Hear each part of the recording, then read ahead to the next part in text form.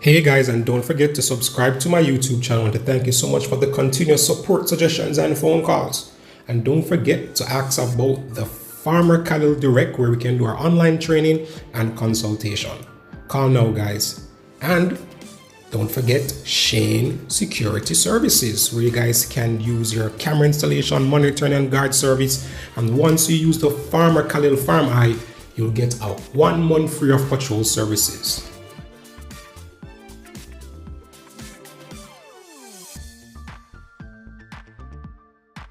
On my journey to look into the research and development phase of our small ruminant sector back home, it's important that we look overseas to look at models that can work, and one such is the production of forages. Here we have the tether rake machine that is used to fan the grass to allow the sunlight to penetrate so it can dry the hay quickly in the field. Also, we have to look at how is it that they cut this grass. There are many different harvesting tools. One such is the diease mower, and these are very huge. This is used to harvest lower grasses for hay production, and when they cut it, they leave it in rows in the field so the tether rake can come through and fan them. If you look at the bottom there, you'll see the blades on these diease mowers, and then the rows are created in the length of the channel. It comes with a wheel, and it also comes with a hydraulic device that can allow you to adjust the cut size if you want it very low to the ground or you want it higher to improve the quality of your cuts. This machine is definitely for more commercial scale to give you these big 1-ton bales, and I'm so excited to see if we can actually start doing some of the production of this in the country, bigger bales, and it's excellent and we need it because it will drive the ruminant sector both for cattle and small ruminants to provide what we'll say animal feed security for the future, because we see climate change is actually impacting forage quality and quantity. My trip was pretty exciting. We traveled for hours on the road, experiencing different farms to kind of look at the best models that we could adopt to take back home, simple systems that could work in our sector. We also stopped by Tractor Supply, a very popular place for diaspora farmers who thought that they could easily go in there and get access to the best drugs and medication and supplements for the animals. A pretty cool store. The prices to me was very similar to that back home. Probably a 10% increase based on shipping and logistics, which has a terrible increase, causing this massive increase in all products in Jamaica. But I could say I saw some stuff here that we really need to get home, like this hoof heel care product that I think could be excellent for some of our farmers. I haven't seen ivermectin in a very long time. It's good to see it on the shelf, but if you look at that price, that's $319 US. That's pretty expensive. Let's say ivermectin drench, and we have relatively seeds back home that you can acquire from the hyper store, no doubt, or a type of it, same active ingredient. But the most exciting part of my trip was visiting different Boer goat farms and Nubian farms across the US. Looking at how that we can get access to these genetics and look at their models, look at the quality of the genetics and the differences that we have, so we can actually start to build a proper breeding and selection program going forward. Like, I can honestly believe that the Jamaican genetic database is not that far away from what we'll see overseas. These animals were 13 pounds each birth weight, which is very outstanding, and if you look, their bone structures are amazing. But what I believe that these farmers have over us is a clear, proper breeding and selection program and an industry that is built around genetics. I think that's what we're missing and why we're having a problem with finding more meat goats, because they use a system like the auction system. And I believe this system will clearly weed out animals that don't meet these breed stock quality. And that's just something that we think we should mimic back home.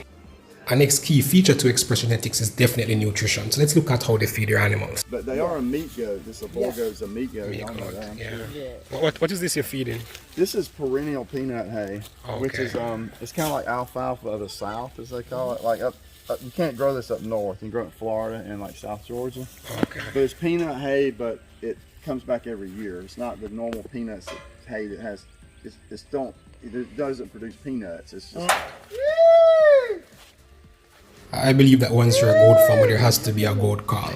But these animals are really outstanding. I believe their standards of a Boer goat is different from ours because they do accept black colored head goats, and the dappled goats will form a part of their full bred breeding stock. It's a bit different back home where we kind of stick to that brown head color, red head color. We call it a creep feeder. Yeah, creep feeder.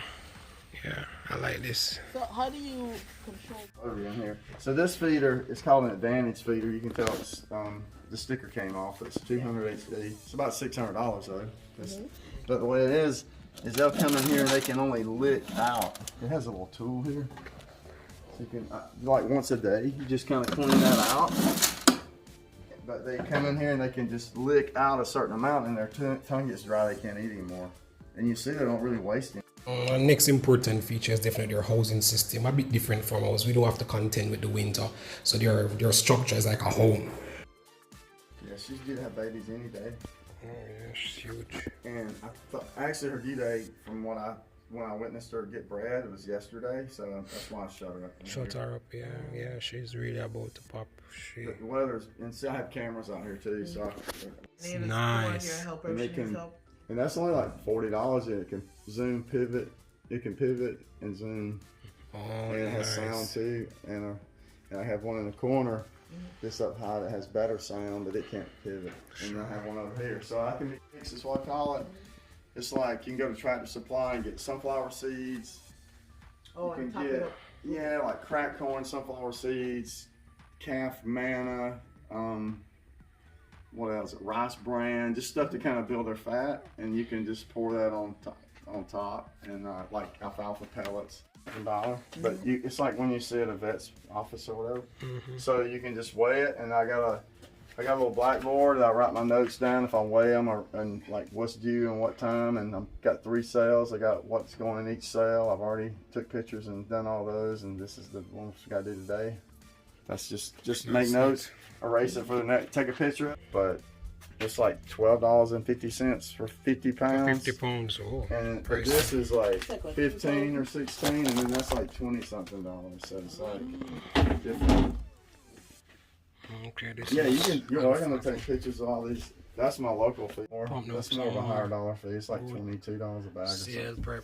It changes, but after these 3 sales that are happening, I'm gonna probably cut back off of this just because it's so expensive and just feed more to local for a local feed. So, now let us look at his does that will be going to the auction.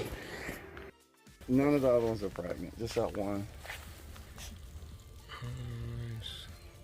So these are going in the sale next weekend. It's called the Southern Blitz sale. Southern Blitz, yeah, site online. How old would you say those? Most of these are 10 months, 11 months, a year and 2 months.